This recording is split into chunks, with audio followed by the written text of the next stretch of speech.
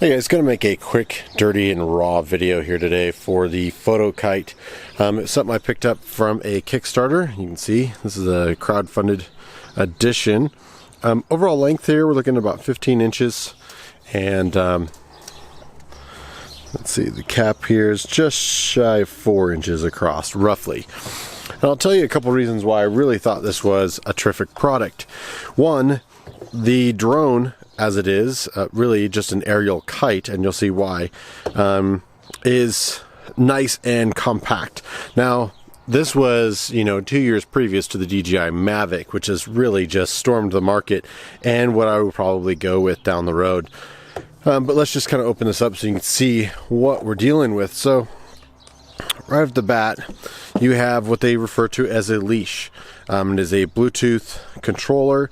You can control the orbit, the yaw, all on a tether. A couple things I really liked about that. One, I'm usually by myself on the motorcycle, so I was expecting to be able to hook up the leash, send up the drone, and be able to essentially kind of frame my shot and then ride underneath it. And at least I'm getting that over perspective, that overview. Extra blades. The other thing I really liked about it is it's charged by USB-C. So when I'm traveling on the bike, I don't have to wait till I get to a hostel or a hotel to really charge that thing.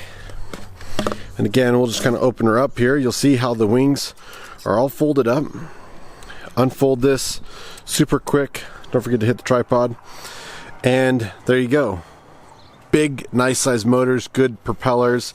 You can essentially put your GoPro in here and you can either have it straight out, straight down, or at a 45 degrees in here. And there's a small dongle which will attach to this 3 Plus or the 4.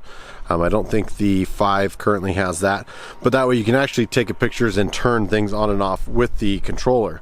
Forgive the wind noise. Hopefully you guys can still hear me. We're having storms today in Central Oregon.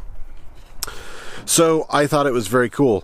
Now I do have a little bit of footage. I don't know if I'm going to put it in because I don't really want to give away the property that I was using at the time for that, so I'll probably leave that out. The issue I had with it is instead of flying straight up when you turn the thing on, it would always fly away from you. No matter how you calibrated the gimbal, anything else, it would always try to fly away from you. And so it meant that you didn't really want to give it that much leash because it would literally just scoop itself into the ground. Contacted the company. They suggested that I upgraded the firmware. Did that, and actually still plugged in. Don't forget to hit the camera again. And now, no matter how long or how you hold the power button down, it doesn't actually stay on. So it goes through blinking mode.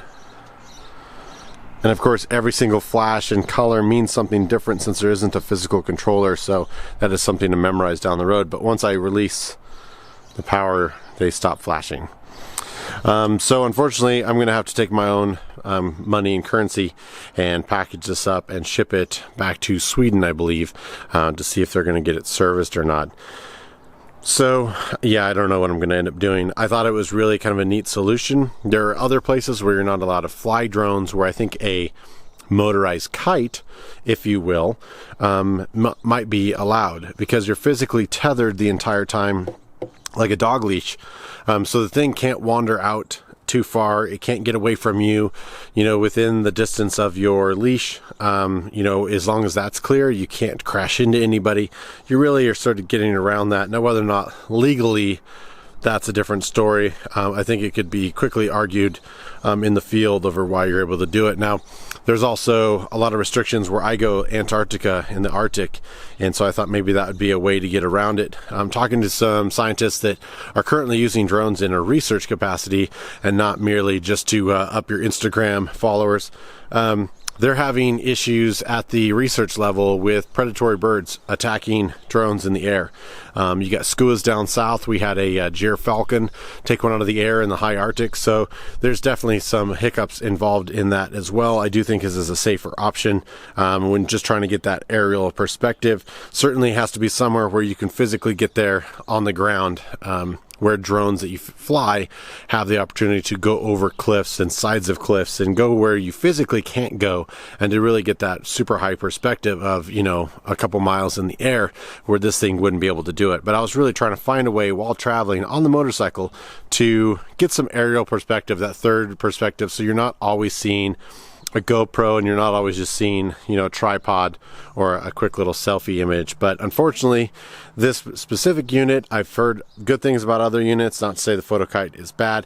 They do have some more professional versions of this, and we'll just kind of see how it goes. It is also a lot cheaper. I think this was under $300 for this version, so it's essentially a higher quality selfie drone, if you will, because you aren't flying this away from yourself. But I was really thinking that that was a solution, as well as being able to just create a tool tube, armored tool tube, and carry it on the bike and have it quickly launch and charged on the bike. Those are all big things. But let me know if you guys have any other suggestions of drones. I'm hoping they can either fix this or I'll get refunded. I've had pretty good success with Kickstarter. This is just sort of a fluke. And again, I have a physical product in my hand, so it's just down to software, some sort of issues, and they're going to take care of it, I'm sure. Whether or not I just get a refund and then look into a DJI Mavic, I really think that the Mavic is top dog right now in the drone business. So we'll catch you guys down the road. Thanks for watching.